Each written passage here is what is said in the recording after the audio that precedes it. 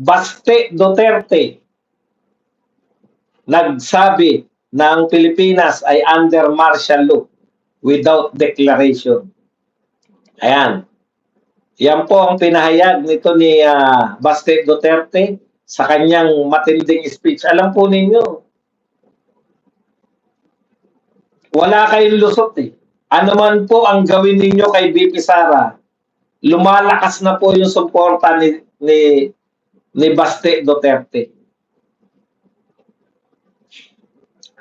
Ito po ang ilan sa mga pahayag ni Sebastian Baste Duterte, mayor po ng Davao City, sa kanya pong Rage Coalition. Tandaan po ninyo, ang presidente po ng PDP ngayon, si Baste Duterte. At nagtatag po siya ng Rage Coalition. Lahat na po ng mga grupo na laban kay Marcos at pro Duterte, under po niyang Rage Coalition yan. Malawak po yan, yung Rage Coalition. At ang namumuno na si Baste, kinikilala po na lahat ng Duterte groups, Duterte parallel groups, yung pamumuno ni Baste Duterte. Ito po ang sinabi ni Baste.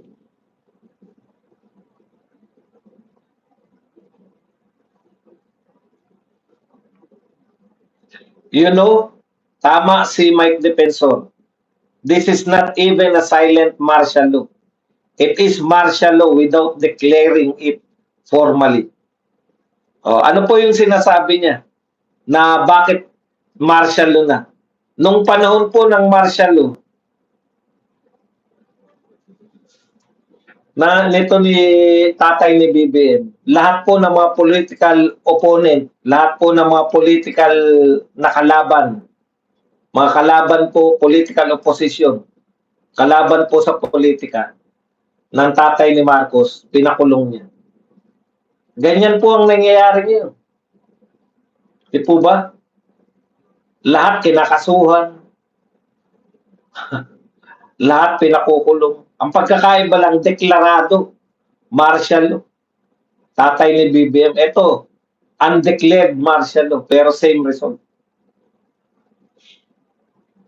Ito pa sinabi, gusto na naman nila kunin si Bato, ipadala doon sa ICC. Nalungkot ako at the same time, medyo masaya rin kasi may kasama na yung tatay ko doon. If ever that will happen. Alam niyo po, nakakaawa po si PRRD. Sa totoo po. Ang report po nila ng ICC mismo, aminado po sila, tinatanggi po nila na madalas daw po. Tingnan niyo yung pagtanggi ng ICC ha. Hindi totoo na madalas na nahuhulog. Hindi nahuhulog. Natutumba. Hindi raw po totoo na madalas natutumba o nahuhulog si PRRD. Hindi po madalas, paminsan-minsan lang. Alam po ninyo, isang beses lang na nakakagalit. Ang kinakatwiran nila, hindi daw totoo na madalas. Paminsan-minsan lang. Gaano kadalas yung minsan?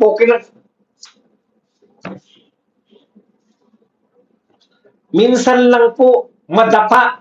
Minsan lang po matumba. Nag-aalala na po. Alam niyo po ba yung nangyari kay Eddie Garcia? Minsan lang nadapa. Yun. Natuluyan na. Alam niyo kung ano po ang solusyon nila? Hindi po mag-assign ng isang nurse na 24 oras o 2 nurse na magpapalitan para may kasama si Tatay Digong. Hindi po. 24 hours na raw nilang minomonitor sa pamamagitan ng CCTV. Para pag nadulas, nadapa o nahulog,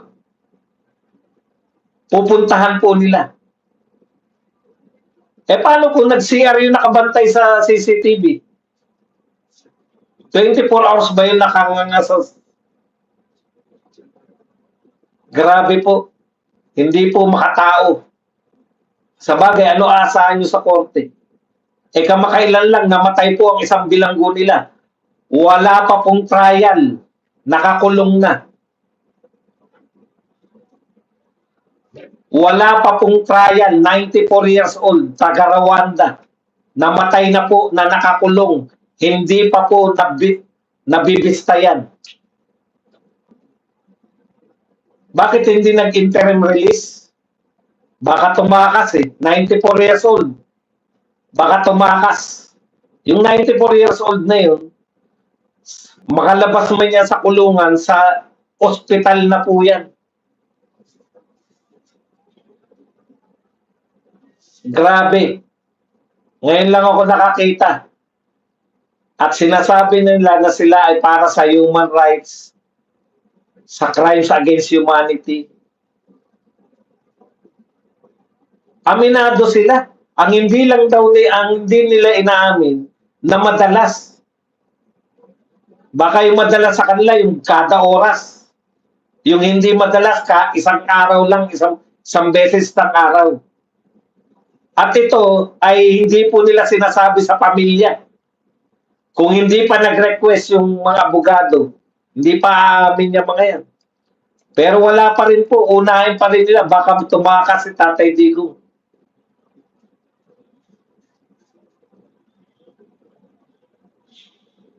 Nakakatawa po.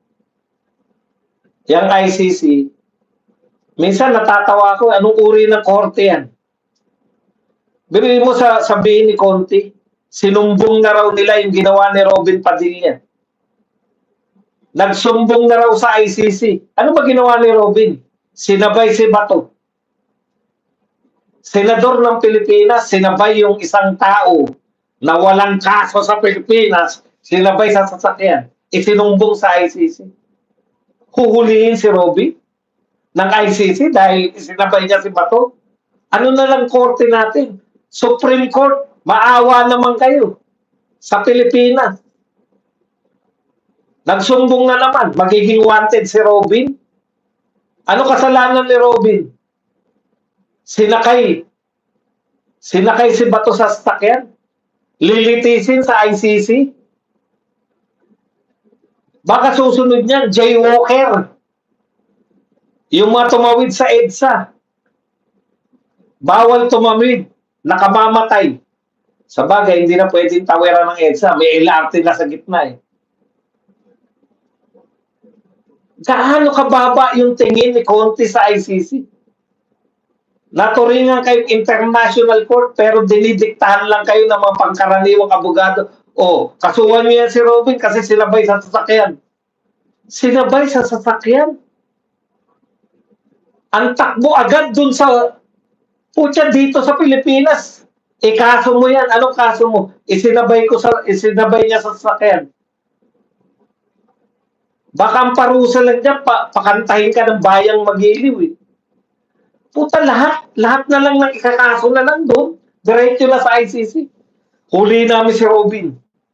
Tumataka sa batas. Ano ba kaso ni Robin? Ang bigat. Sumakay si Bato sa kanya. Sinumbong na raw sa ICC ni Conti. Bilib din ako sa ICC. Bigyan nyo naman po ng dignidad yung pagiging korte nyo.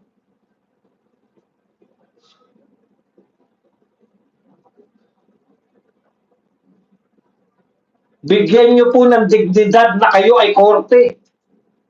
Hindi po kayo sunod-sunuran sa mga Pilipino na hindi hindi nga nanalong congressman yan si Bayan muna, hindi nanalo yan si Conti. Tumakbo yung congressman.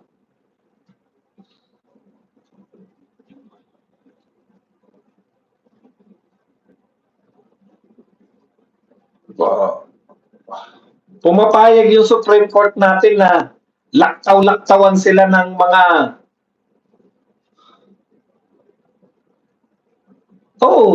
pag ganyan na po ang sitwasyon, lahat na lang ng reklamo, diretso na sa ICC. Wala na silang kinikila. Bakit po? Nauuto nila yung korte na yun. Dito, hindi nila nauuto sila Leonin. Doon, nauuto nila.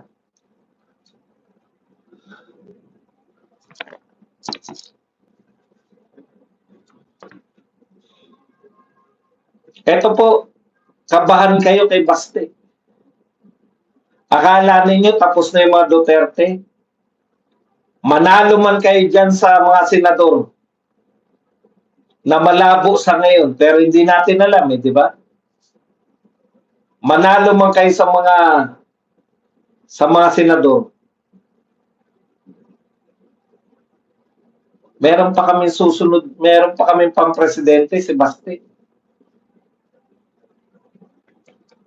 Mas matindi to magsalita. Mas matindi to, eto pakinggan lang natin kung gaano katindi to magsalita si Baste. Lalakasan ko lang ng konti.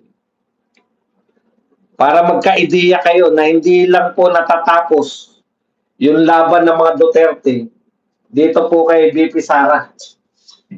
Baka magulantang kayo lahat.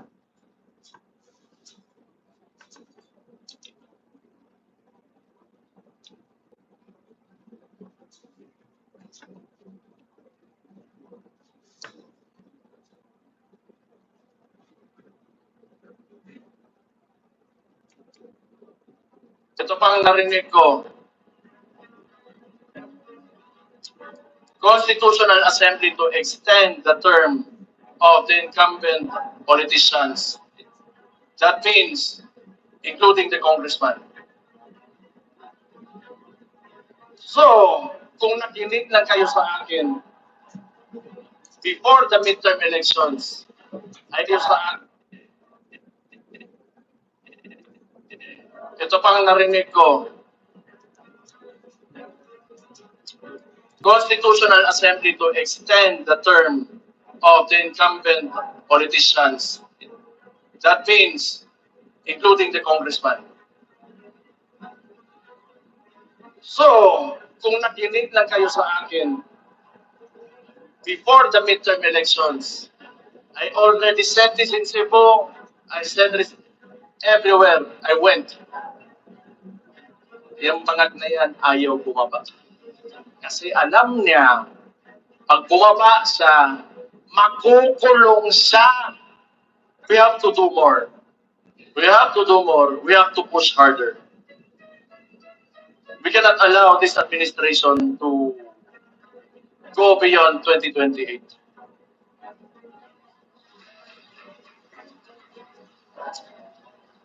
Ganito yung structure nila eh. Alam niyo, sa totoo lang, yung power na magsalita ng isang tao, taglay-taglay ni Baste. Hindi po si VP Sara yung nakamana nung husay ni Tatay Digong sa pag-i-speech. Si Baste. Nagulat ako nung una ko pong narinig magsalita si Baste sa Davao City, yung kauna-unahang may isog rally. Sabi ko, si Tatay Digong tong nagsasalita, hindi si Baste. Yan ang digong na digong. Maniwala kayo sa akin. Mas powerful pa siya magsalita kaysa sa atin. Hindi man siya maging presidente, magiging presidente po yan sa susunod na mga panahon. Kala nyo tapos na yung mga Duterte, pinagtulungan nyo si VP Sara. Hindi nyo po kakayanin yung mga Duterte. Alam nyo, meron ng mga Duterte na wala yung ibang mga political dynasty. Wala po silang issue ng corruption. Good governance ang gusto ninyo. Punta kayo sa Davao. Good governance. Dating pangkaraniwang syudad. Ngayon po, top 8 sa pinakamayamang syudad sa Pilipinas. At iba po yung pagiging mayaman niya, walang utang. Siya po ay walang utang na syudad. Yung iba pong kasama sa top 10, meron pong may mga utang. Yan pong Davao, wala pong utang. Dating pinamumugaran ng mga rebelde. Ngayon po, insurgent free. Yan po ang good governance. Sabi kayo na sabi, si Leni Robredo, good governance. Hindi ako naniniwalang hindi tatakbo yan. Dahil umiikot po hanggang ngayon. Nasaan si Leni ngayon? Naroon sa palarong pambansa. Wala naman Wala naman po sa Bicol yung palarong pambansa. Bakit siya pupunta ron? Tatakbo yan si Lenny sa ngalan ng good governance. Ano ang good governance sa Naga City? Badong, paano mo natiyak walang napapatupad na good governance si BP Lenny? Kung meron po siyang pinapatupad, headline na po yan. BP Lenny, nagpatupad ng ganito. BP Lenny, may inobasyon. Yan pong tahimik sila kung ano ginagawa ni Lenny. Ang huli nating nakita na ginawa ni Lenny, kasama niya si BBM, nagtuturok sa kanal. Style ni BBM, panay turo. Ngayon, magkasama na naman sila ni Vince Dixon, nagtuturo na naman sa kanal. Yan lang po ang ating topic. Kaya itong gobyerno na to, ito po ang gobyernong turo-turo. Mahilig magturo. Hindi namin problema yan ng mga Duterte. Ang paraan nila ng tinatawag na masipag, pupunta sa isang lugar para magturo.